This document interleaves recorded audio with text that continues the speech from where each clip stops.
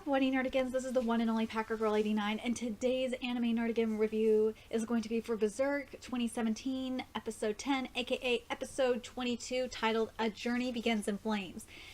And oh my god, this episode was so good.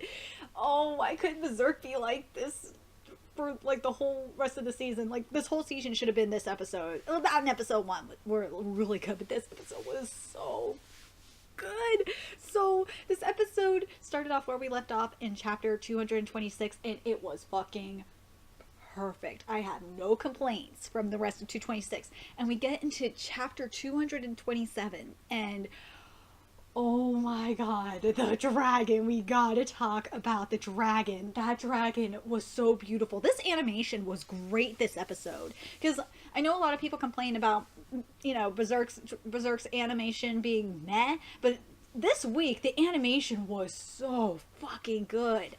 And there was nothing skipped in chapter 227, so you're not missing anything, anime onlys. And then we get to chapter 228. There was one line skipped in chapter 228, and it was from, you know, the elves. And that was, let him be, you'll just get in trouble again, was skipped. And I gotta talk about Guts' odd. Oh my god, his odd slash his ego, like, you know, the whole thing was gorgeous. It was creepy, it was beautiful, and the music was so good. And then we get to, and the ego itself, Guts' ego was so well done, and the memories were there, and it was so nice. And then let's get to chapter 229. Okay, so when Guts, am I the only one that said that when Guts' entrance music came back, like, you know, it's the Scottish music, then goes meets Pirates of the Caribbean? I was like thinking that he should have said for Casca, because that's what it was in all reality. And oh, we got talked about Mistress Flora's ethereal form, when her spiritual slash ethereal form, when she goes to attack the dragon. Oh my god, it was so pretty. And when that inner monologue was so perfect, and like the music behind, music that was with it was so good. It gave me the feels. I was about to cry. It was so good. And then we get to chapter 330. So this episode ended like right near the end of the chapter. But I'm kind of glad that they did that, because it gives more time for you know, for the next entrance. So I was really happy with that. There was a few things dialogue wise that was skipped. Like Laban said, this was skipped. Thanks to the fog, we managed to slip into the city safely. And then, you know, the guy that Laban's talking to, he was saying, this was skipped too. We are despairing that we were alone and unaided.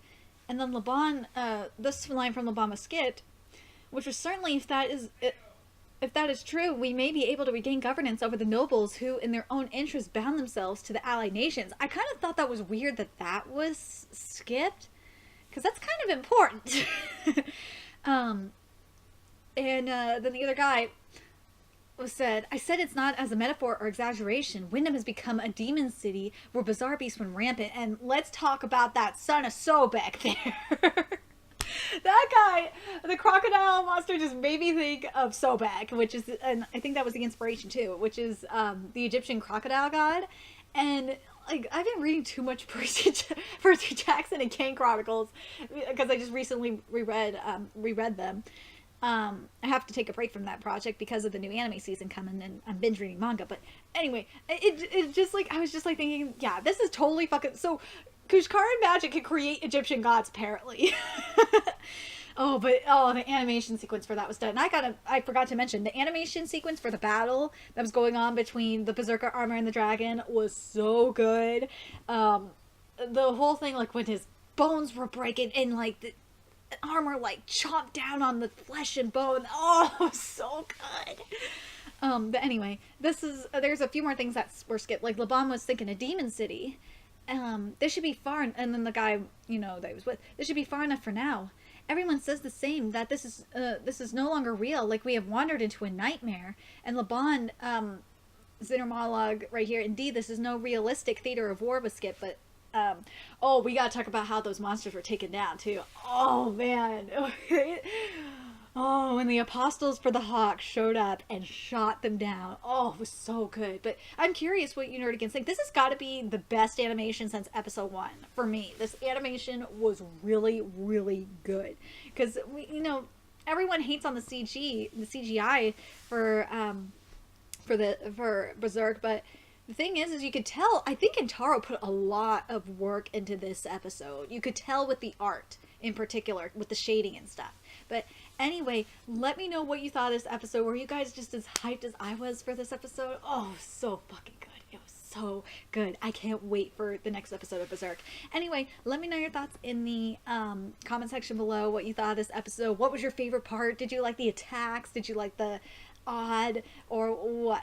Anyway, remember to like, comment, share, and subscribe to Nerdigans Inc. If you love what I'm doing and want to contribute to the Nerdigans Inc. expansion, there's a few ways you could do that. You could donate to the Nerdigans Inc. PayPal, Patreon, or purchase something off the Nerdigans Inc. Amazon wish list. All those links are in the description box below. Also, make sure you follow me on the Twits, aka Twitter. Follow my Twitch channel, friend me on PlayStation Network. That's in the description box below as well. Until next time, Nerdigans, I'll be seeing you later. Bye!